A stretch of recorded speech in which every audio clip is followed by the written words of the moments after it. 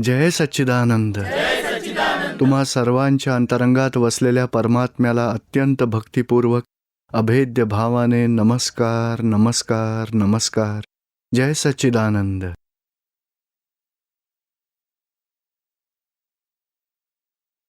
आजचा सत्संगाचा विषय ठेवलाय पॉझिटिव्हिटी निगेटिव्हिटी. नकारात्मकतेचा अनुभव तर सगळ्यांना येतो. सफोकेशन येतं, टेन्शन वाढतं, भय वाटत राहतं,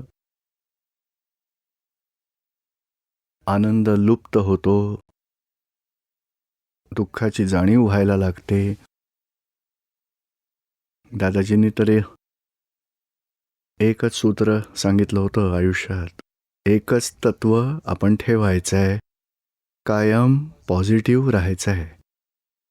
निगेटिव्हच्या पक्षात कधी जायचं नाही.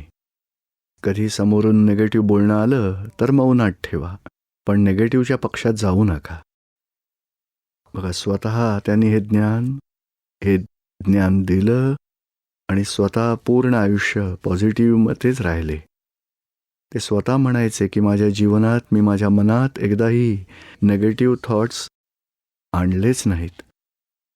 निगेटिव्ह थॉट्स आयुष्यात कधीच नाही आणले, नकारात्मक विचार. एखाद्याचं सगळे लोक एखाद्या व्यक्तीबद्दल निगेटिव्ह बोलतात ना, पण तरी दादाजी काय म्हणायचे, 100 निगेटिव्हमधून एक पॉझिटिव्ह मी शोधून काढायचो आणि त्या पॉझिटिव्हला प्रोत्साहन देत राहायचो. आणि त्या माणसाला मग एवढं प्रोत्साहन मिळाल्यावर त्या पॉझिटिव्हला पाठिंबा देत देत त्याच्यातली निगेटिव्हिटी आपोआप गळून जायची. सकारात्मक उभं आयुष्य त्यांनी सकारात्मकतेनेच पाहिलं आणि त्यांनाच एनकरेज करत राहिले. नकारात्मकता तर कित्येक प्रकारे आपल्यामध्ये येत राहते, येतेच कधीतरी. कधी व्यक्तींबाबत निगेटिव्हिटी येते, कधी एखाद्या परिस्थितीबाबत येते, कधी संयोगांबाबत निगेटिव्हिटी येते, कधी स्वतःबद्दल त्याबद्दलही नकारात्मकता वाटायला लागते. आणि मग तीच नकारात्मकता ती कशी काढायची ते समजत नाही आपल्याला. मग माझ्याकडून हे काम नाही होणार, नाही झालं तर काय होईल, सक्सेस नाही मिळाला तर काय होईल. आजकालची मुलं नाही का, आपली 10वीची परीक्षा आहे, 11वीची परीक्षा आहे, एवढं बघा, 12वीची, एवढं टेन्शन असतं बघा त्यांना. कारण जर काही मार्क्स कमी पडले तर काय होईल, नाही लिहिता आलं परीक्षेत तर काय होईल, मग सगळे लोक मला हसतील, सगळे लोक माझी टर उडवतील, मग माझं काय होईल. एवढी नकारात्मकता घुसलेली असते की त्यातून ते बाहेर नाही पडत. आणि मग नंतर अगदी चांगला अभ्यास केला असेल तरी लिहिताना मग खूप घाबरतात आणि मग काहीतरी लिहायचं राहून जातं. माझ्या मनात ब्लॉक तयार झाला, मी खूप गोंधळूनच गेलो, अरे काय आहे.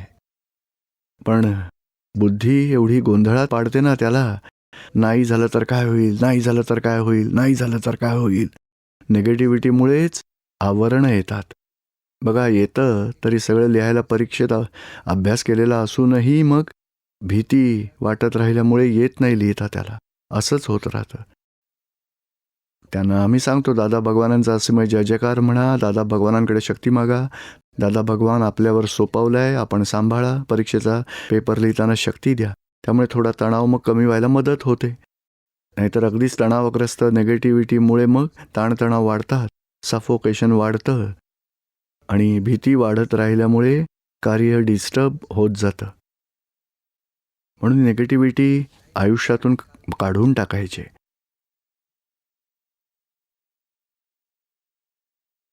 या जीवनात एखाद्या व्यक्तीशी खटके उडाले, कोणी जर अपमान केला तर त्याविषयी निगेटिव्हिटी वाटायला लागते. नकारात्मकतेचं सगळ्यात मोठं कारण म्हणजे क्रोध, मान, माया, लोभ, राग, द्वेष, मोह सगळे कषाय. जर कोणी अपमान केला तर निगेटिव्ह वाटायला लागतं आणि मान दिला तर पॉझिटिव्ह. बघा ना, मोठा विवाह सोहळा असेल, रिसेप्शनची वेळ असते आणि सगळे नातेवाईक येऊन उभे राहतात, निमंत्रित सगळे लोकही येत राहतात. या या या. पण एखाद्या माणसाला या म्हणणं जरी राहून गेलं किंवा बाय चान्स तो न ऐकता पुढे निघून गेला ना, हे काही रिस्पेक्टच नाही देत, कोणी ऐकतच नाही, कोणी आपल्याकडे लक्षच दिलं नाही, हा कसा अपमान वाटतो त्याला. त्यामुळे निगेटिव्ह विचार सुरू होतात. बघा, काय शो ऑफ करतात, पैशाचा देखावा आहे नुसता. एवढं मोठं जेवण ठेवायची काय गरज होती खाण्यासाठी, 45 पदार्थ, कोणी जेवू नाही शकत, सगळे वाया जातं तेवढ्यात. बघा, आणि तेवढ्यात अरे चंदूलाल शेठ कधी आलात तुम्ही, या या या या, आईस्क्रीम आण शेठजींसाठी. मग शेठजी मग खुश, ठीक आहे, बाकी सगळं चांगलं आहे, माणूस चांगला आहे, आणि एवढं तर खर्च होणारच ना, आणि डेकोरेशन तर तेवढं करावंच लागतं. बाकी व्यवस्था खूपच चांगली होती हां, शेठ लोक सगळे समजूतदार. निगेटिव्हचं पॉझिटिव्ह झालं लगेच. बघा, अपमान म्हणजे बाहेरचे ते बघा, म्हणजे 50-100 माणसं तर येतच राहत होती. एखादा म्हणजे बाय चान्स असा नजरअंदाजाने म्हणजे बघून मागून निघून गेलाय. त्याचा हेतू नव्हता अपमान करायचा, पण स्वतःला मानाची एवढी भूक आहे, त्यामुळे अपमान वाटला. आणि अपमान झाल्यामुळे निगेटिव्ह नकारात्मक विचार सुरू झाले. समोरच्याने केला नाही, पण त्यांना वाटलं की माझा अपमान झाला. जेव्हा त्यांना मान मिळाला, लगेच चांगलं आहे, सगळं बरोबर आहे, फर्स्ट क्लास आहे, ब्युटिफुल, सगळं चांगलं छान वाटायला लागलं, म्हणजे पॉझिटिव्ह झालं. म्हणजे आपलेच दोष आपल्यात निगेटिव्हिटी टाकत राहतात. समोरच्याबद्दल कोणी हा गरीब माणूस आहे, त्याला मदत करायला हवी, हा कामगार माणूस आहे, त्याला मदत करायला हवी, सगळ्यांचं भलं करणं हा एक प्रकारचा मोहच असतो, एक प्रकारचा अहंकारच आहे. जेव्हा तो भलं करतो, लोक ॲप्रिशिएट करतात, बघा तुम्ही खूप चांगलं काम केलं, नाही नाही बस माझ्यात दुसरं मला काहीही नको आहे, गरिबांना मदत करत राहतो. आणि एखाद्या ठिकाणी जर जर काही मदत नाही केली तर बाबांनो या लोकांना खूप काही दिलं आहे, जास्त द्यायला नको आहे, तुम्ही गरिबांकडे लक्षच देत नाही. श्रीमंत लोक असेच असतात, निगेटिव्ह विचार सुरू होतात. एवढे निगेटिव्ह विचार येतात की तुम्ही पैसेवाले असेच असता, इतरांना लुटता, गरिबाला मात्र अरे त्यांना जेवढी गरज होती तेवढं नक्कीच दिलं आहे, एक्सेस द्यायची गरज नव्हती म्हणून मी नको म्हटलं. पण ते अडवताना त्या माणसाने जर ऐकलं भलं करायलाच हवं, लगेच निगेटिव्हिटी चालू. म्हणजे कुठून आलं निगेटिव्ह, कारण स्वतःचाच अहंकार, स्वतःचाच मोह त्याच्यात निगेटिव्हिटी आणतो. बघा, म्हणजे मोहाची ग्रंथी, मानाची ग्रंथी सगळे कशाय आपल्याला निगेटिव्ह बनवतात, आणि लोभाची ग्रंथी निगेटिव्ह बनवते. पैसे मिळायला लागले की आवडते, पण पैसे गमवायला लागले की निगेटिव्ह चालू होतं. बिझनेस केला असेल, या माणसाने मला फसवलंय, माझे पैसे, विश्वासघात केला, मग निगेटिव्ह निगेटिव्ह निगेटिव्ह चालू होतं. खरं तर आपल्याच पुण्यामुळे आपण कमावतो, आणि आपलीच पुण्यकर्म नष्ट झाली की लॉस होतो. समोरचा निमित्त गुन्हेगार नसतो, पण मला पैसे जास्त मिळाले तर मी हुशार आहे, मी मेहनत केली, मी यशस्वी झालो, मी कमावले, खुश खुश होतो अगदी. पण लॉस झाला तर कोणी माझ्या आयुष्याचं नुकसान केलं, या माणसाने फसवलं मला, विश्वासघात केला, दगा दिला, सगळं निगेटिव्ह सुरू होतं. आणि निगेटिव्हिटी सुरू झाली की नंतर स्वतःची बुद्धी, स्वतःचेच कशाय, लोभाचे कशाय, त्याला निगेटिव्हिटी दाखवतात, त्यातून कोणीच नाही वाचू शकत. पण जर अशा सत्संगाला आलात, हे तत्व समजून घेतलं तर काहीतरी चान्स आहे निगेटिव्हिटीमधून बाहेर पडायचा, नाहीतर भयंकर कर्म बांधत राहतातच. शिवाय त्याला माहितीही पडत नाही आणि इतरांविषयी निगेटिव्ह बोलतोय, त्यामुळे आपल्याही जीवनात सारी निगेटिव्ह फळं येतील. त्याला असं करायला हवं, त्याला सरळ करायला हवं, त्याला अशाने दुसऱ्याचं काहीच बिघडत नाही, स्वतःचंच बिघडतं. टीमवर्क ज्याला म्हणतात ना, टीममध्ये बस मिटिंगच आहे, सगळा प्रोग्राम आम्हीच डिसाईड करतो, पण एखाद वेळेस कोऑर्डिनेटरला नाही बोलावलं किंवा मग बाय चान्स तो राहून गेला आणि बाकीच्या 8 मिनिट्सनी मिळून काही डिसिजन घेतला, तर 9वा माणूस काय करेल, हे चुकीचं डिसिजन घेतलंय, बस कायमच मनमानी करतात, याचा लोकांना काही फायदा नाही होणार, असा डिसिजन घ्यायलाच नको होता. 2 तासांपर्यंत निगेटिव्ह बोलतच राहतील सगळे लोक अपसेट. अरे नेहमी चांगलं, आज का निगेटिव्ह बोलतोय, पण त्याला इग्नोर, माझ्याकडे दुर्लक्ष केलं, मला विचारलं का नाही, बस आपण आपली मनमानी करत राहता, मला काही किंमतच नाही आहे. आणि जर तोच प्रोग्राम असेल आणि याला विचारलं, बघा तुम्हाला काय वाटतं, असं करायचं का आपण, तर अगदीच असं करावं, याची काही गरजच नाही. अरे मागच्या वेळी तुम्हाला इन्व्हॉल्व करून नाही घेतलं तर निगेटिव्हिटी आली. विचारायला आलो तुम्हाला तर लगेच खुश खुश. असंच करायला हवं. बरोबर आहे, बरोबर आहे, तुम्ही लोक बरोबर करताय. आपल्याला काही गरज नाही आहे, नाही बोलावलं तरी चाललं असतं. पण इगोइझम, जर त्याला बोलावलं, त्याचं म्हणणं विचारात घेतलं, त्याला कन्सिडर केलं तर खुश होतो, आणि नाही विचारलं तर निगेटिव्ह होतो. म्हणजे आपण हे समजून घ्यायला हवं की बाहेर कोणत्याही व्यक्तीमध्ये निगेटिव्हिटी नाही आहे, कोणत्याही परिस्थितीत निगेटिव्हिटी नाही. आपल्याच इगोइझमला पोषण मिळालं तर पॉझिटिव्ह, आणि इगोइझम हर्ट झाला तर मग निगेटिव्ह. आणि आपल्यातल्या त्या निगेटिव्हिटीमुळेच आपणच आपल्या दुःखात भर घालत राहतो. त्यामुळे आपलीच घुसमट वाढत जाते. म्हणजे एखाद्याविषयी निगेटिव्ह सुरू झालं तर टेक इट फॉर ग्रँटेड की माझा इगो, माझा मान, नाहीतर माझा लोभ, नाहीतर माझा मोह दुसऱ्याचं निगेटिव्ह सांगतो. नवरा बायकोमध्येही नवरा सत्संगाला जायला लागला तर बायकोला असुरक्षित वाटायला लागतं. मग ती सतत सत्संगाविषयी निगेटिव्ह बोलत राहते. हे लोक असेच आहेत, तुम्हीच असे आहात. काही लक्षात येत नाही की का असं करते ती. कधी असं निगेटिव्ह बोलत नाही, पण तिला इन्सेक्युरिटी फील होते.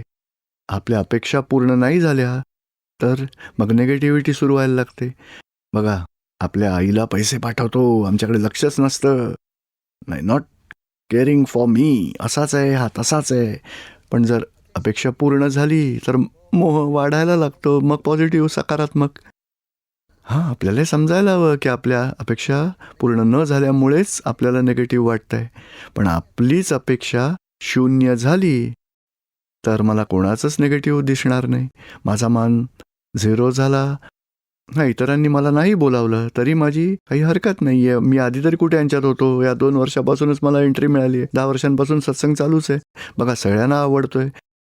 मी त्यात जॉईन झालो आहे. मला इतरत्र नाही इन्व्हॉल्व केलं तरी काही हरकत नाही. म्हणजे मला जर मानाची अपेक्षा नाही तर माझ्यात निगेटिव्हिटी येणारच नाही. म्हणजे प्रॉब्लेम आहे आपल्या इगोइझमचा. पण आपण आपला इगो जर जमिनीवर आणला, लोभ तोही 0 प्रॉफिट होईल म्हटलं आणि पुढे गेलो तर मग 10,000चा प्रॉफिट झाला तरी पॉझिटिव्ह वाटेल. आणि 50,000 प्रॉफिट होणार असेल आणि 10,000 झाला तर 40,000चा लॉस झाला. मला अरे 10,000 तर प्रॉफिट आहे ना, मजा करूया. पण नाही, कारण 50,000ची अपेक्षा होती आणि 40च मिळाले, 10 कमी मिळाले म्हणून दुःखी होतो. नंतर दुसऱ्या व्यक्तींसाठी, पार्टनरसाठी, मॅनेजरबद्दल निगेटिव्ह वाटायला लागतं. म्हणजे बघा, त्यामुळे निगेटिव्हिटी बाहेरून येत नाही, आपलेच दोष आपल्याला इतरांमधले निगेटिव्ह दाखवतात.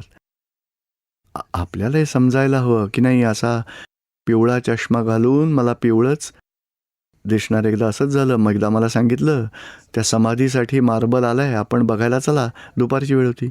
गॉगल्स दिले, घालून चला. मग मार्बल चांगला नाही आहे, रंग ग्रे दिसतोय, चांगला नसणारा. मला म्हणाले तुम्ही चष्मा काढा. चांगला आहे बघा, आपला चष्मा आपल्याला दाखवतोय, बाहेरून अजिबात वाईट नव्हता, निगेटिव्ह नव्हता. आपलंच आवरण आपल्याला निगेटिव्ह दाखवतं. आणि स्वतःविषयी सुद्धा निगेटिव्ह कसं होतं, हे काम माझ्याने नाही होणार, मी नाही करू शकणार, अशी नकारात्मकता सुरू झाली की दादाजी काय म्हणायचे की कायम पॉझिटिव्ह राहा. कारण आपल्याला तर पॉझिटिव्हिटीत काम करायचं आहे. बघा, काम होणं अथवा न होणं ते रिझल्ट ऑफ सायंटिफिक सर्कमस्टेन्शियल एव्हिडन्स आहे. पण आपली तर भावना आहे. समजा ही एक टनची लिफ्ट आहे, आपण उचलून 12व्या मजल्यावर घेऊन जाऊ शकू का? तर नाही, आपल्याला जाऊन लिफ्टचं बटन दाबायचं आहे 12 नंबरचं आणि उभं राहायचं आहे. बघा, आपोआप जाऊ. व्यवस्थित शक्ती ही तशीच आहे, सायंटिफिक सर्कमस्टेन्शियल एव्हिडन्स आहे. असं असतं की आपण भाव पकडून ठेवायचा आहे की नाही, हे काम नीट सन्सिअरली आपण अगदी मनापासून पूर्ण करूया नंतर, आणि मग संयोग जुळतील आणि ते पूर्ण होईल.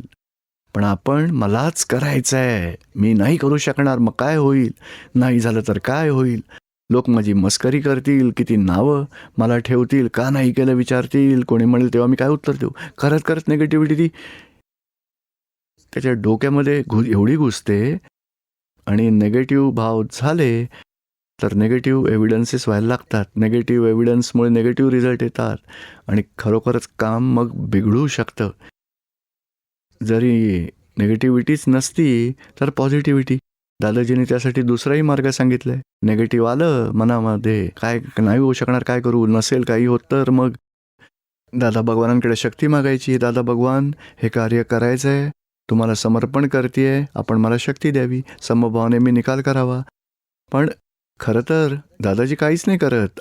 आपणच आपला पॉझिटिव्ह भाव, आपण दादाजींना प्रार्थना केली, त्रिमंत्र आपण म्हटलेले आहेत, असीम जय जयकार म्हटलाय, दादाजींना समर्पण केलंय, आता नक्कीच माझ्या कामात यश मिळणार. जे पॉझिटिव्ह भाव झाले आहेत, त्यामुळे निसर्गाचा नियम हाच आहे, पॉझिटिव्ह भाव आहेत तर पॉझिटिव्ह एव्हिडन्सेस होतील, पॉझिटिव्ह रिझल्ट येईल. आणि प्रार्थना ती तर बिगेस्ट एव्हिडन्स आहे पॉझिटिव्हिटीसाठी. आणि नाही झालं तर काय होईल, नाही झालं तर काय होईल करत करत निगेटिव्ह भावांमुळे काम बिघडून जातं. आणि कधी क्वचित असंही होऊ शकतं की यश नाही मिळालं एखाद्या कामात, तरी पुन्हा प्रयत्न करायचा, पुन्हा ट्राय करा. दुःखी व्हावं असं काहीच नाही आहे. कारण या पुण्य पापाच्या हिशोबामुळेच जग चालतं. पुण्याचा उदय झाला तर यश मिळेल आणि पुण्य कमी झालं तर निष्फळपणाच घडवू शकतो. आपण दुःखी नाही व्हायचं. बघूया, आज सुयोग जुळलेले नाहीत, नंतर जुळतील, पुन्हा प्रयत्न करूया. पण निगेटिव्हिटी घुसू द्यायची नाही. तब्येत बिघडली, माझं वय झालंय, पाय दुखायला लागलेत, माझं कसं होणार, जिने चढू नाही शकणार, मग काय होईल, रेल्वेचे पूल किती मोठमोठे आहेत, नाही पोचू शकणार, टेन्शन यायला सुरुवात होते.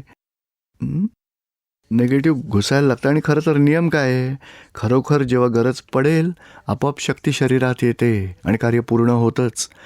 पण मानसिक परिणामामुळे माणूस डिस्टर्ब होतो. मनामध्ये येईल, हे दुखतंय अशा वेळी, नाही हे तर ठीक आहे, हेही ठीक आहे, हेही बरं, टेम्पररी आहे का परमनंट, तर परमनंट नाही, टेम्पररी. मग जातो, थोडा उपाय करत राहायचं, पण निगेटिव्ह नाही घुसू द्यायचं. दादाजी स्वतःबद्दलही सांगायचे, मी उभं आयुष्य, शारीरिक वय तर वाढणारच, वय 60 झालं, 70 झालं, 75, पण मी म्हातारा झालोय असं कधी मानायचे नाही. मी तर आत्म्यात असायचो आणि शरीराचं जे काही आहे मी जाणणारा बघणारा राहायचो. सायकॉलॉजिकल इफेक्ट कधी होऊ द्यायचा नाही. तब्येत बिघडली तर नाही, शरीराची बिघडली आहे, संयोग जुळलेत, पूर्ण होतील, पुन्हा तब्येत सुधारेल.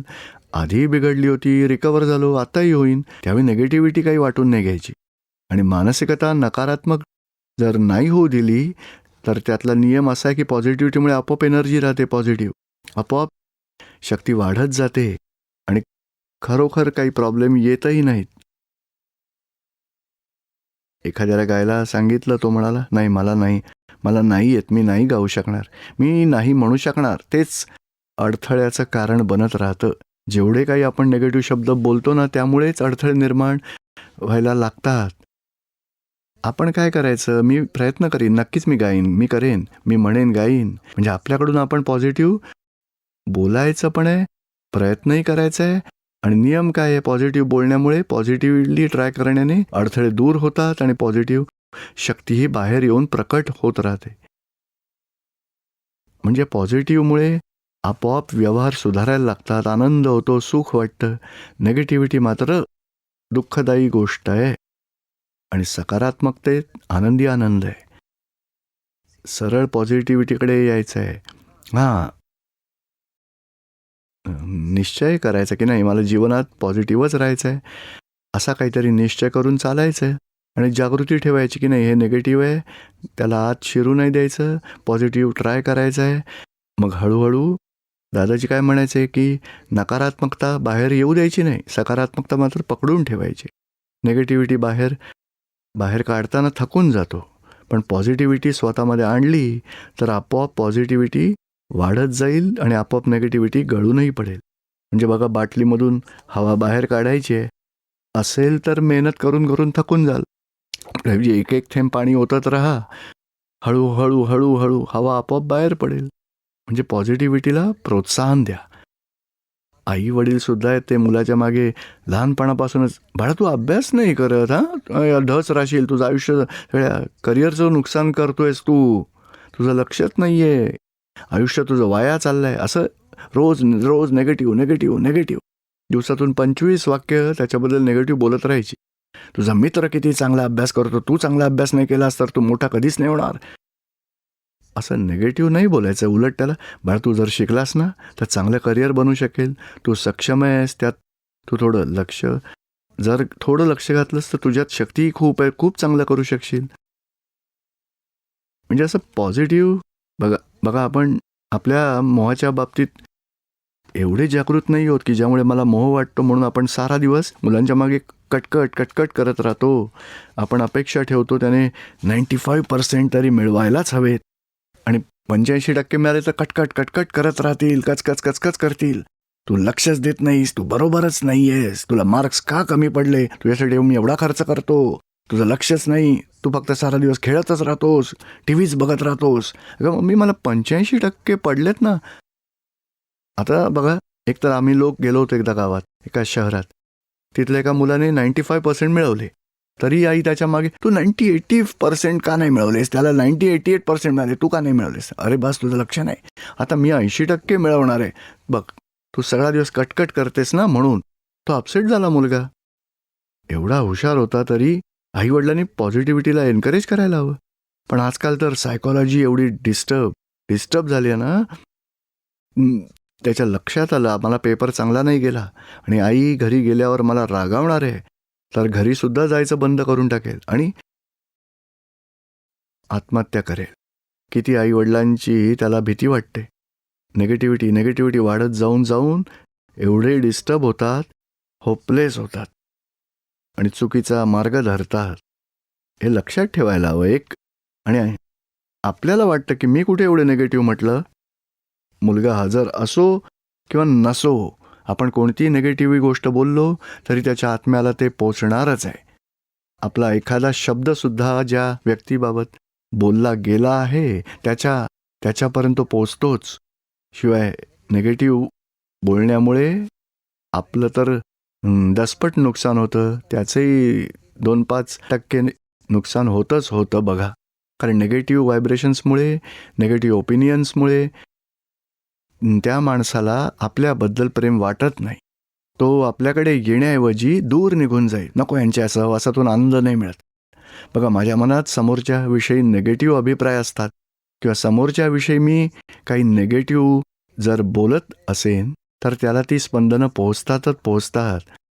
त्यामुळे तो माझ्याशी, बघा, त्यानंतर तो माझ्याशी प्रेमाने व्यवहार नाही करू शकत. कारण आपल्यातलाच निगेटिव्ह भाव समोरच्यापर्यंत पोहोचतो. बघा, नवरा असेल, बायको असेल, मुलंही असतील, आईवडील आहेत, सासू सासरे, घरातल्या व्यक्तींविषयी एकमेकांच्या मनात एवढी निगेटिव्हिटी असते.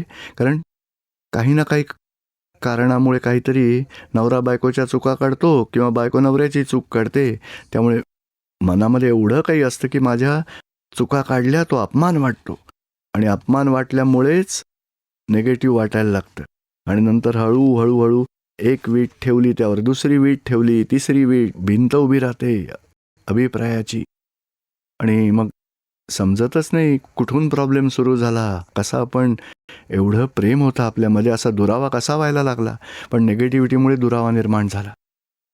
आणि पॉझिटिव्हिटीमध्ये राहिला तर दुरावा संपवता येतो. म्हणजे आपण जागृत राहायला हवं. मुलांबाबत एक जरी निगेटिव्ह शब्द बोलला गेला किंवा घरातल्या व्यक्तींबाबत कधी काही निगेटिव्ह अभिप्राय इतरांना सांगितला गेला तरी जागृत राहायचं. प्रतिक्रमण करा. आपल्या प्रतिक्रमणामुळे आपण निगेटिव्हिटीतून बाहेर पडू. 9 कलम शक्ती मागा दादाजींकडे, त्यामुळे सुद्धा निगेटिव्हिटी कमी होत नष्ट होऊन जाईल. आणि स्वतःविषयी निगेटिव्ह वाटलं तर माझ्याच्यानं नाही होणार. हे मग दादा भगवान मला शक्ती द्या, या फाईलचा समभावाने मी निकाल करेन, त्यामुळे सुद्धा निगेटिव्हिटी निघून जाईल हळूहळू. जर निगेटिव्ह ओपिनियन असतील किंवा स्वतःविषयीच निगेटिव्हिटी असेल तरी शक्ती मागून त्यातून हळूहळू बाहेर पडायचं आहे.